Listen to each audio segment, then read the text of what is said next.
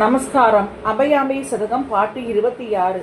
எந்த நினைப்பும் இனி கடந்தே ஏக விலையின் நிலை தொடர்ந்தே இரவும் பகலும் மற்ற இடம் இனிதாகிய பேரொளி விளக்கே சந்திக்கரையின் முடிவேற்றி தனையும் தலைவன் அடி சேர்த்து சாஷாத்கார பூரணமாய் சர்வானந்தமாயிருக்க உந்தன் இருதால் மலர் கருணை ஒளி சேர்க்கனக கிரிமுடி மேல் உதித்தாய் எனது வினையறவும் உமையே இமையோர் கரசான மந்த கலச்சி நவகோணம் வாழும் யோக நாயையே மயிலா உரையில் வளரிசன் வாழ்வே அபயாம்பிகை தாயே மயிலா உரையில் வளரிசன் வாழ்வே அபயாம்பிகை தாயே மயிலா உரையில் வளரிசன் வாழ்வே அபயாம்பிகை தாயே.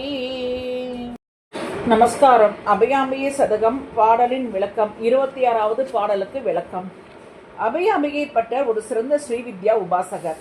ஸ்ரீ சக்கர பூஜையை அவர் தவறாது செய்து வந்த அனுமதிமான் என்று இச்சதகத்தின் பாடல்களை படிக்கும் போது தெல்ல தெளிவாக தெரிகிறது.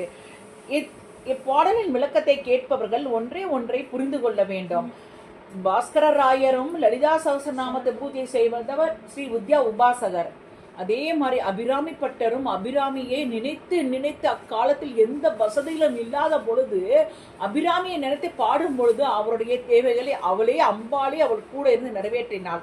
அதே மாதிரி மயூரத்தில் துலா மாதத்தில் இந்தியாவிலேயே துலா மாதம் ஐப்பசி மாதமான துலா மாதத்தில் காவிரி நீராடுவது மிகுந்த புண்ணியங்களை தரக்கூடிய இம்மாதத்தில் அபயாமியை அபயாமி பட்டர் பாடுகிறார். சிறுவயதிலேயே தாய் தந்தையை இழந்து அம்பாளே அவளுக்கு அமுது ஊட்டி அவர் கோவிலிருந்து அகத்துக்கு அவர் ஆத்துக்கு போறச்சே எனக்கு இருள கண் தெரிய மாட்டேங்கிறதம்மா, எனக்கு வெளிச்சம் காட்ட மாட்டாயா என்று தன் தாயிடம் கேட்கிறார்.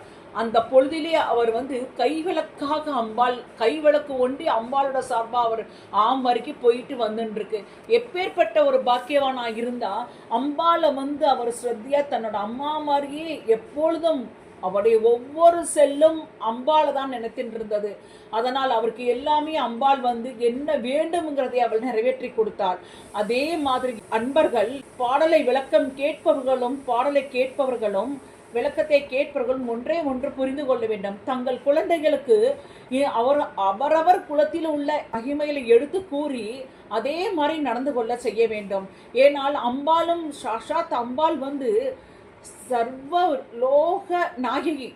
அவள் இல்லாத இடமே கிடையாது. நீங்க எந்த இடத்துல இருந்தாலும் அவள் இருக்கா. அப்போ இந்த பாடலை மனசு உருகி அவளை நினைச்சு பாடுறச்சே அவளை எல்லாமே உங்களுடைய பிரார்த்தனைய சர்வ நிச்சயமா நிறைவேற்றி கொடுக்கறா. இப்போது விளக்கத்தை தொடரலாம். அடியினுடைய மனம் நாசமடைந்து உன்னிடம் லயமாகி விட வேண்டும். இரவும் பகலும் அற்ற வெளியை உன் தகையினால் எனக்கு காண்பித்தருள்வாய். அந்நிலையில் உன்னுடைய பேரொளிதான் புலப்படும். இதைத்தான் ஸ்ரீ லலிதா சகஸ்ர நாமத்தில் 806வது நாமம் பரஞ்சோதி என்று சொல்லப்படுகிறது. பேரொளியாக இருப்பவள். கடோபனிஷத்தில் நத்ர சூரியோ பாதின சந்திரகாரகம் நேமா நித்யோ பாந்தி குசோத யமக்னி தமேவ வாத மனுவாதி சர்வம் தஷ்ய வாசா சர்வமிதம் விபாதி என்று சொல்லப்படுகிறது.